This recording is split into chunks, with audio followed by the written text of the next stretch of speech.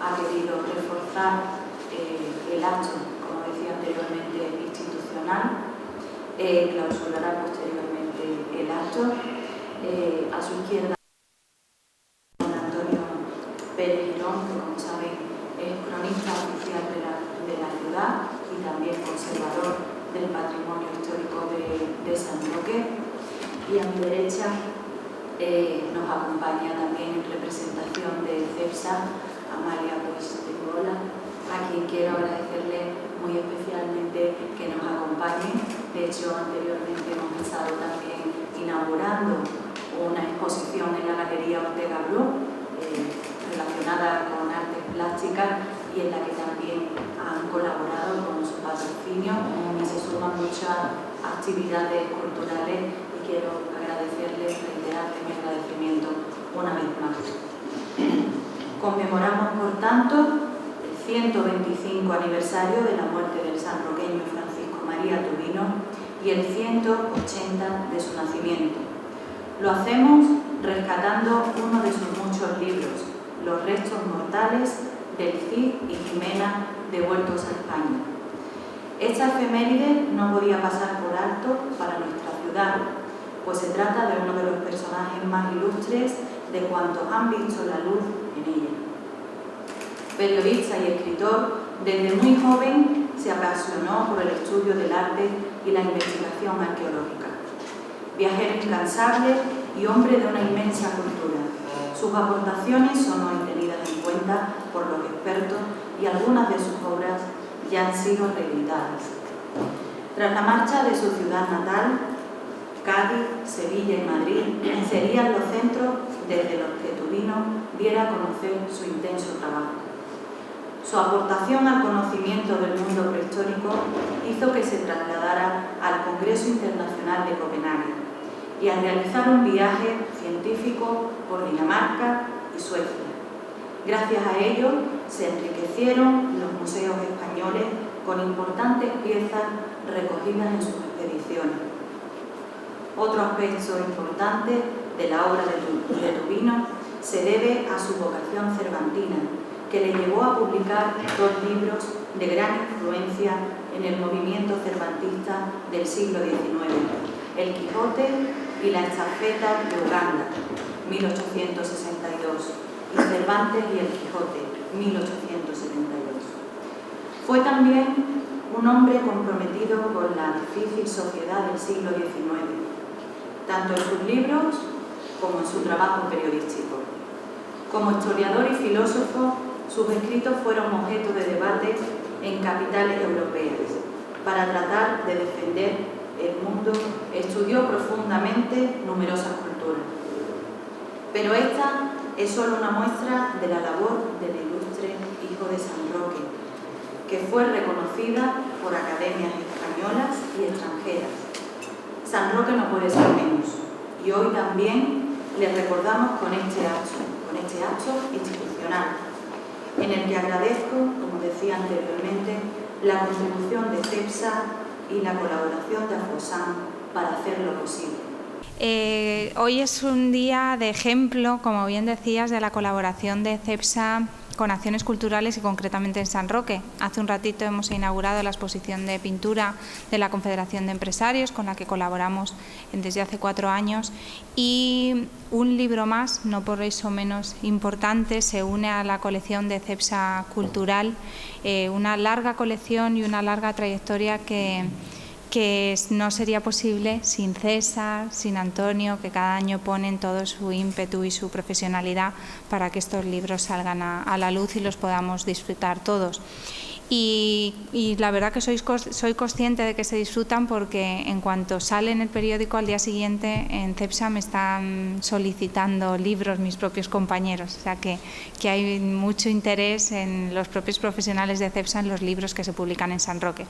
Y bueno, la verdad es que la biografía de Francisco María Tubino, al que tenemos aquí representado en un cuadro que tiene más de 100 años y que el ayuntamiento encargó a otro pintor sanroqueño, a Augusto Vázquez Cano, y bueno, pues estaba destinado para una galería de sanroqueños ilustres ya a principios del siglo XX y que bueno, se concretó en principio en 3 cuadros, que son estos 3 que tenemos aquí: el coronel Montesino, el general Lacy y Francisco María Tubino.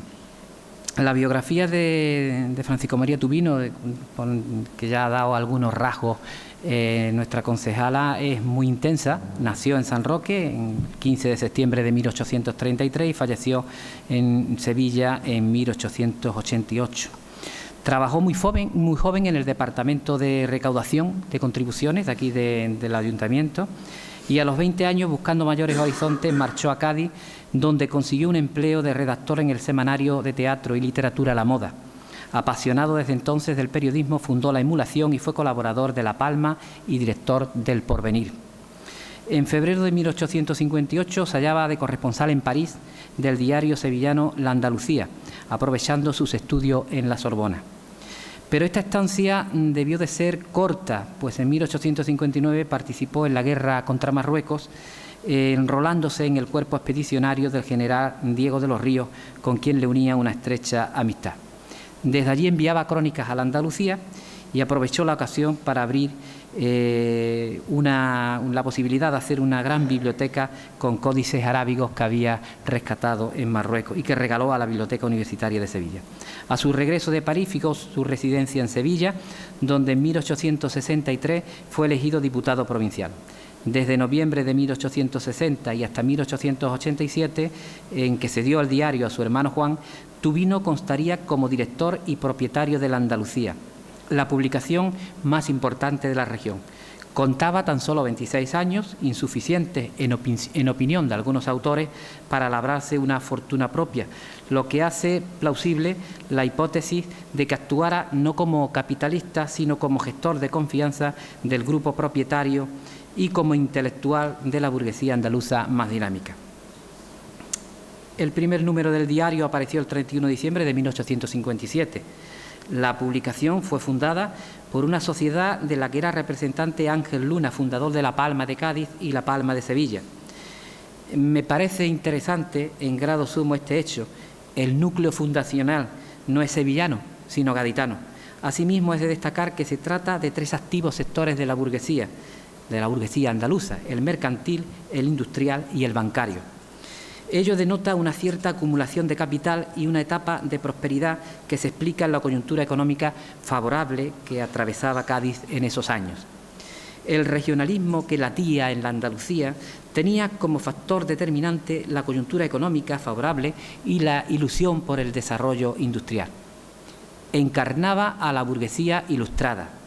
Se sostiene en los focos industriales de Málaga y Sevilla, se conservan aún en aquel momento las industrias tradicionales de Córdoba y Granada, se recupera Cádiz de la pérdida de las colonias y no ha cristalizado todavía la colonización extranjera de las minas andaluzas. Desde la Andalucía, Tubino pregonaría una especie de renacimiento.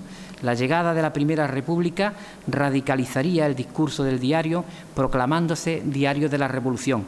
Aunque Tubino mantuvo un federalismo basado en la descentralización política, legitimada por una constitución previa. Desde la dirección del periódico impulsó una línea andalucista al incorporar el subtítulo de órgano de la Unión Bético-Extremeña, 2 territorios que, como escribe Tubino, cuya historia se confunde a veces, cuyos destinos parecen idénticos, cuyo porvenir está escrito en el mismo libro, no pueden separarse ni rivalizar. Comenzó Tubino a mostrar una preocupación constante por los temas andaluces y pasó a propugnar la denominada Unión Andaluza. Por tanto, a mi juicio, nos hallaríamos ante el primer intento andalucista como base en el federalismo, que tendría su verdadero proyecto en la Constitución de Antequera, que este año precisamente cumple su 130 aniversario. Nacida de la mano de los diputados federales, ya recogía en su primer artículo que Andalucía es soberana y autónoma, se organiza en una democracia republicana representativa y no recibe su poder de ninguna autoridad exterior. Esa pequeña burguesía progresista y las burguesías urbanas constituirían los grupos más dinámicos de la reivindicación andalucista, dentro de unas ideas regeneracionistas. Sin embargo, esa lucha por la modernización de Andalucía chocaría con la estructura rural y el enorme poder de la oligarquía agraria. La Andalucía denunció el olvido andaluz y defendió la acción unida de las provincias en contra del proteccionismo de Cataluña. La radicalización le llevaría a apoyar la Revolución de 1868, involucrándose en el Pacto Federal de Córdoba. Esa burguesía, la burguesía andaluza, desapareció en el último cuarto de siglo del siglo XIX. Desapareció como clase social, con intereses concretos regionales y voluntad política propia. Tal pérdida de identidad estuvo ligada a factores que ya quedan perfectamente determinados en la historia, como la falta de carbón para los altos hornos de Málaga, que podía competir perfectamente con los del norte, la Ley de Minas de 1869, que abrió paso a la colonización de Andalucía, las minas de Río Tinto, por capital extranjero, la derrota de la producción manufacturera del sur por Cataluña y el triunfo finalmente del proteccionismo en beneficio de la burguesía catalana y de la agraria andaluza. A ello se unió el proceso desamortizador en Andalucía, que atrajo capitales mercantiles e industriales hacia la propiedad de la tierra, la propiedad de las manos muertas. En sentido inverso, Cataluña y el País Vasco conocieron durante las primeras décadas sendas etapas de desarrollo acelerado que dieron impulso a su burguesía y pusieron las bases de sus movimientos nacionalistas. Andalucía, sin embargo, se convertiría en campo propicio de la burguesía latifundista, nefasta para los intereses generales. Esa fue la burguesía ilustrada, en la que se incorpora la idea de Francisco María Tubino en esa determinada época. Esa ideología, a ese andalucismo, el primer brote conocido que no renacería hasta Blas Infante ya en el siglo XX, hay que unir su federalismo, ya manifestado en Patria y Federalismo, el libro Patria y Federalismo. No en vano, la raíz del regionalismo subyace en el movimiento federal, en sus distintas vertientes, como ya ha quedado dicho. Entre 1860 y 1873 estuvo claramente influenciado por el krausismo y fruto de ello fue su obra mencionada, Patria y Federalismo, en 1873, el año de la Primera República. De esa época corresponde su adscripción a la masonería sevillana a través de la logia Fraternidad Ibérica, en la que con el grado 33 figuraba Antonio Machado, el abuelo de los poetas Antonio y Manuel Machado. Sería con el advenimiento de la Primera República donde encontraría Tubino la oportunidad de contar con un gobierno que alcanzara la modernización del Estado a través de las ideas del federalismo orgánico. En este sentido defendió la legitimidad de la sociedad como organismo político que habría de tener su centro en el respeto de los derechos del hombre, que jamás podrían ser conculcados. Y escribía: no nació el hombre para la sociedad, por el contrario, ésta existe y se conserva en su exclusivo beneficio. La etapa de Tubino posterior de la Restauración resulta menos conocida que la del Sexenio. Su evolución política le llevaría a un mayor pragmatismo y a una dedicación casi plena a la vida cultural, por encima de ideología o regímenes políticos. Época en la que entabla estrecha amistad con la infanta Paz, hermana del rey Alfonso XII, con la que mantiene una fluida correspondencia. La etapa de Tubino en Madrid tenía como objeto, porque Andalucía se le había quedado prácticamente pequeña, conseguir mayor difusión para sus trabajos y poder relacionarse con las primeras figuras intelectuales. Le llevaron precisamente a la capital de España, donde en 1866 fundó el semanario Revista de Bellas Artes, que a partir del número 52 pasaría a llamarse Revista de Bellas Artes e Histórico-Arqueológica. Asimismo colaboró en la publicación La República Ibérica, La Ilustración Española y la Revista de España. En 1877 participó en la fundación del seminario La Academia, cuya dirección asumió, y hay un acuerdo pleno del Ayuntamiento de San Roque que le felicita a Tubino, a su hijo predilecto en aquel momento, felicitándole por hacerse cargo de la dirección de la Academia. En Madrid publicó la extraordinaria biografía del pintor renacentista Pablo de Céspedes.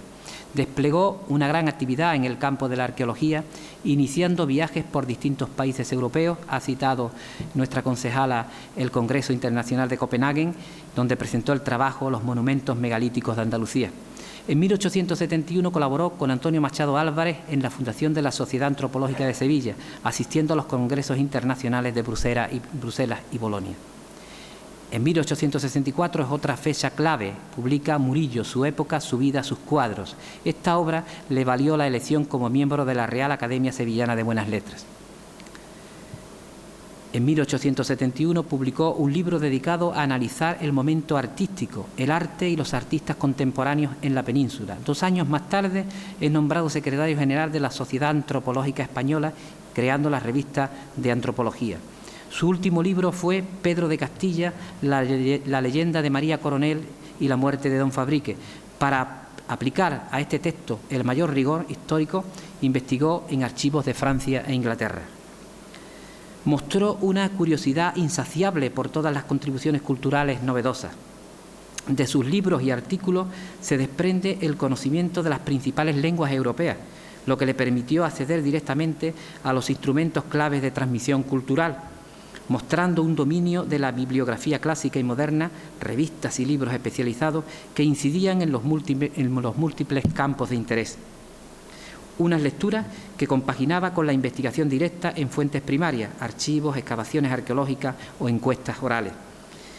En las diversas publicaciones mezcla los resultados de investigaciones y lecturas con opiniones de todo tipo, lo que acerca más al ensayista que al erudito o el periodista tradicionales. Se interesó de manera especial por la Edad Media, cuyo conocimiento creía indispensable para entender la España en que vivía y poder esbozar propuestas de futuro, por la historia del arte como elemento básico para conocer la sociedad en la que se producían las obras, para interpretar mejor las palpitaciones sociales. De manera paralela impulsó estudios inéditos en España hasta aquel momento, como la antropología o la prehistoria. En este sentido, el trabajo arqueológico de Tubino es ahora un referente y ha motivado distintos estudios. En 1875 aparece la única novela, La historia de un cautiverio, estudio de costumbres y tipos andaluces. Un año más tarde obtuvo reconocimiento internacional al ser nombrado presidente de la sección antropológica en el Congreso francés de Clermont-Ferrand. Ya encontramos a un Tubino con un valor intelectual a nivel internacional, hasta el punto de que en 1878 fue designado por el Gobierno para representar a España en las secciones de Antropología y Etnografía de la Exposición Universal de París, donde obtuvo una medalla de plata por su proyecto de cartas lingüísticas de la península. Participó en otras exposiciones internacionales y fue elegido correspondiente de la Real Academia de Ciencias de Lisboa. Prueba de su intensa labor, cito algunas de sus obras. Una producción muy importante que rebasa la de cualquier autor de la época. Sobre arte, literatura y arqueología, por ejemplo, Murillo y su época, Pablo de Céspedes, trabajo precisamente por el que se le concedió la medalla de oro de la Academia de Nobles Artes de San Fernando, como hemos dicho. El arte y los artistas contemporáneos en la península, estudios prehistóricos, Cervantes y el Quijote, la escultura contemporánea, discurso de recepción de la Academia de San Fernando, historia del renacimiento literario contemporáneo en Cataluña, Baleares y Valencia. Este es un libro que hoy es crucial para entender todo este movimiento y que ha sido reeditado precisamente en Cataluña. Estudios sobre el arte en España, viaje científico a Dinamarca y Suecia, filosofía del arte en Andalucía.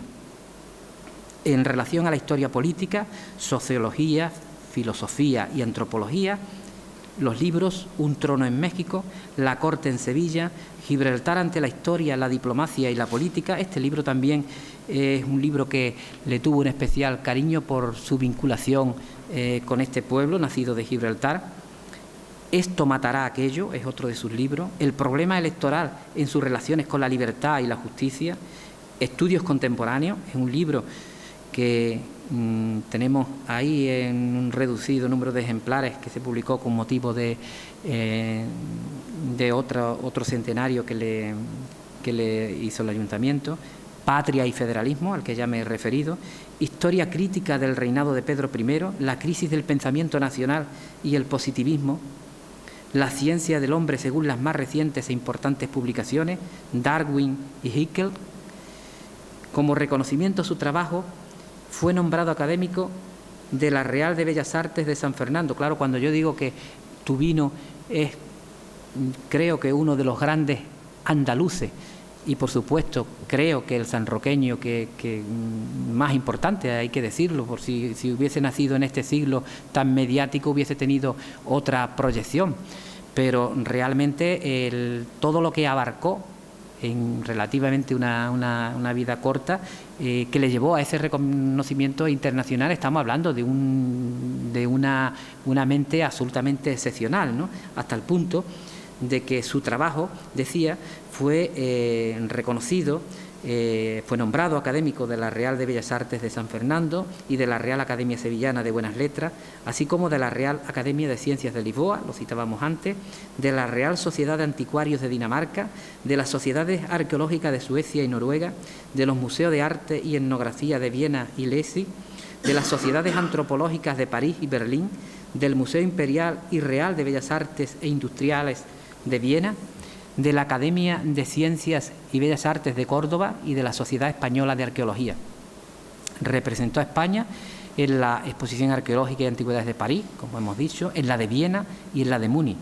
Estaba en posesión de la Gran Cruz de Isabel la Católica, era comendador de la Orden de Carlos III, oficial de la Academia de Francia, caballero de la Legión de Honor, comendador de la Orden Imperial de Francisco José de Austria y caballero de la Gran Cruz de San Miguel de Baviera. Pero esto no era lo más importante para Tubino. Con la modestia que le caracterizaba y se desprende en sus escritos, escribió: «Soy por lo menos un hombre que, si bien no pretende enseñar a los demás, quiere decir a los otros lo que él ha aprendido y lo que piensa, para que o le confirmen en sus creencias o se le corrijan sus equivocaciones». Y llegamos al libro que hoy nos motiva su presentación. Durante uno de sus viajes en Viena, fue informado de que el príncipe de Hohenlohe guardaba en su castillo los restos del Cid y de su esposa Jimena. Las tumbas que habían sido expoliadas por los franceses y se habían llevado los restos a Francia. Para confirmarlo, inicia una investigación que le lleva a París, a Orleans, investiga en Madrid, en la capital, y investiga en Burgos, de donde salen esos restos. Una vez convencido de su veracidad, no había ADN, pero evidentemente tenía la información precisa para ello, le comunica al rey Alfonso XII el resultado de las investigaciones realizadas y el monarca le encomienda de que se encargue del rescate de los restos, que encuentra en este príncipe alemán toda la colaboración. Gracias a esas gestiones que realizó, pudieron recuperarse en 1882 los despojos del Cid y su esposa, que regresaron a España de manera triunfal. Este servicio, completamente desinteresado del sanroqueño, le ocasionó numerosas envidias entre intelectuales y políticos de la época. De la labor realizada dio cuenta en este libro, Los restos mortales del Cid y de Jimena, devueltos a España por su Alteza Real el Príncipe, con esos títulos tan largos de los libros de antes, Antonio Hohenzollern, donde recogen una serie de artículos que él publicó en la gran revista de la época, La Ilustración española y americana. El Ayuntamiento de San Roque, que le había dedicado una calle al producirse su fallecimiento y en cuyas oficinas generales había trabajado Tubino, siempre estuvo muy pendiente de su obra, siempre le siguió en este sentido, ¿no? A mí me gustaría hoy que hubiesen más concejales del Ayuntamiento de San Roque aquí, también tengo que decirlo, ¿no? Tratándose de la figura de quien estamos hablando, ¿no? Y decía que el Ayuntamiento de San Roque, que siempre le rindió el justo homenaje que se merecía a uno de sus hijos de esta talla, que era reconocido a nivel internacional, en 1933, en la época republicana, a instancia de la Asociación de Empleados Municipales, le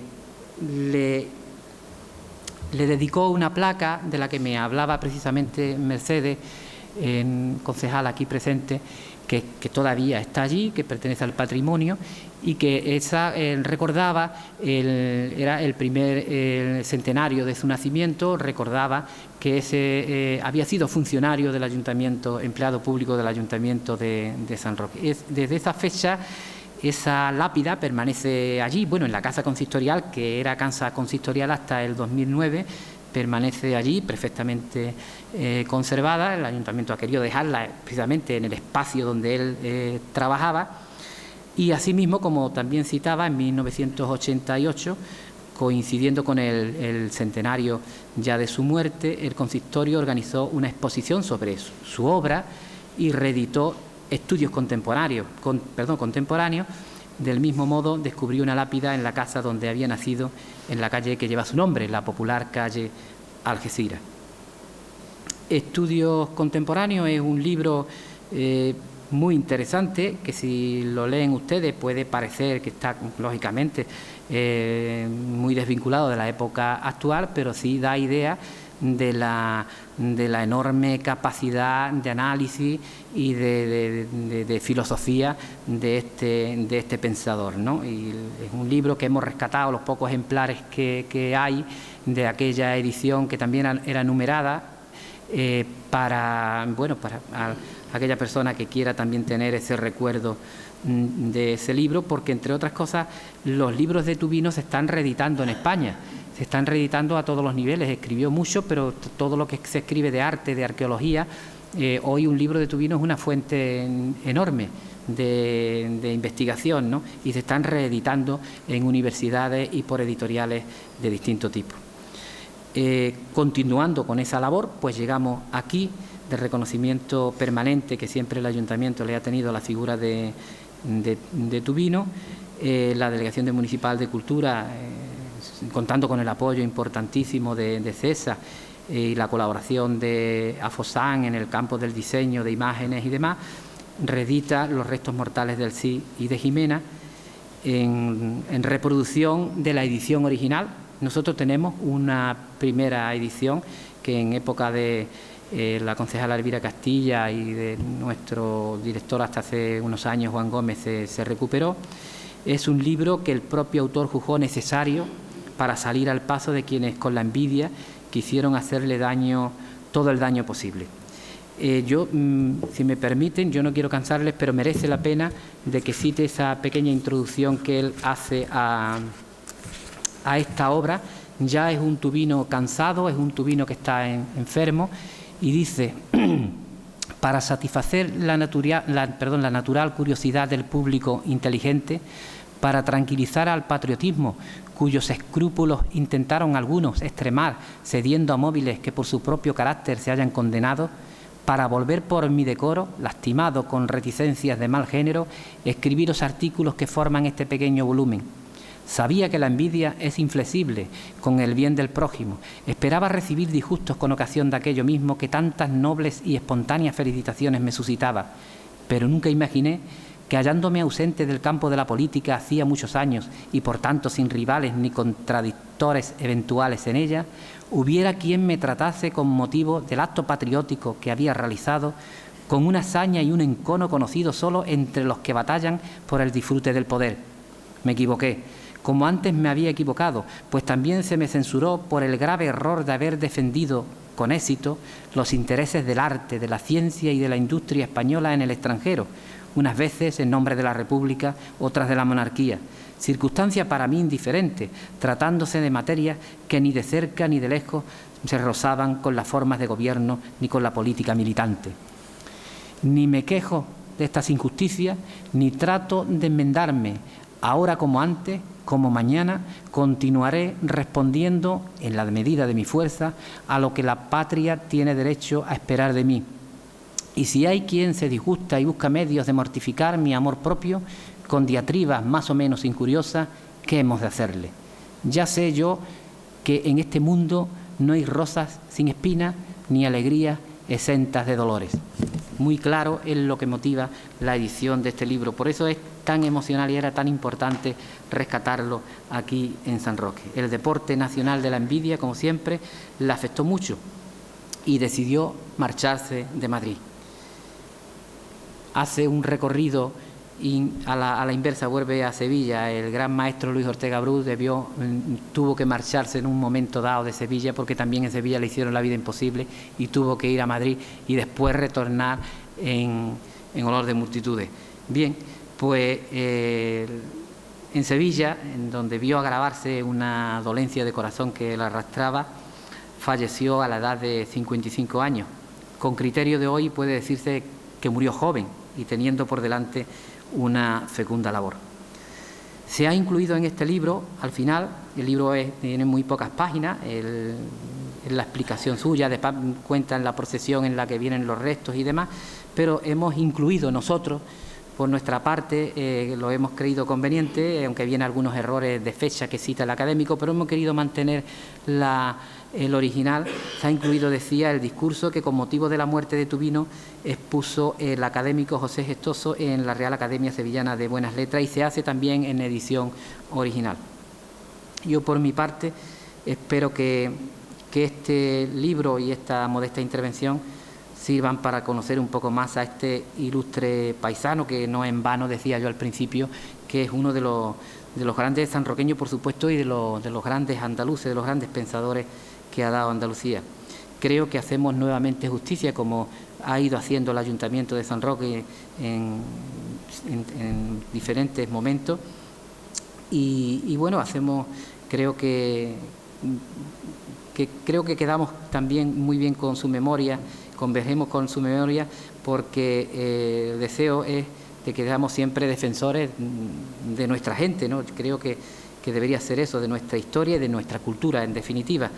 Y yo creo que las mejores banderas por las que podríamos luchar en este sentido, como él decía, lo hacía estando el régimen que estuviese, no era lo de menos. Lo importante es el que había apostado por la cultura, por el arte, y bueno, esa era lo que predicó Francisco María Tubino Oliva, y creo que es el mensaje que quizá al menos yo me quedo con él y con su ejemplo. Y nada, como siempre, muchas gracias por su asistencia, y más en esta tarde que no hacía muy proclive asistir aquí a esta reunión de amigos. Nada más y muchas gracias.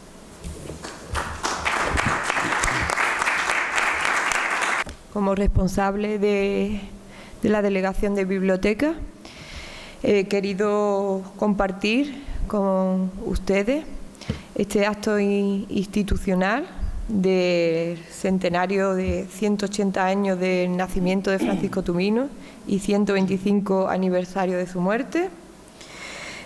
Con ello seguimos reforzando lo que es la lectura en San Roque. También comentar que esta reedición de los restos mortales del CII y de Jimena lo pueden encontrar en la Biblioteca Municipal de San Roque, por si están interesados en seguir con la lectura de este libro. Y nada, dando el agradecimiento a los asistentes, damos por clausurado este acto. Muchas gracias a todos.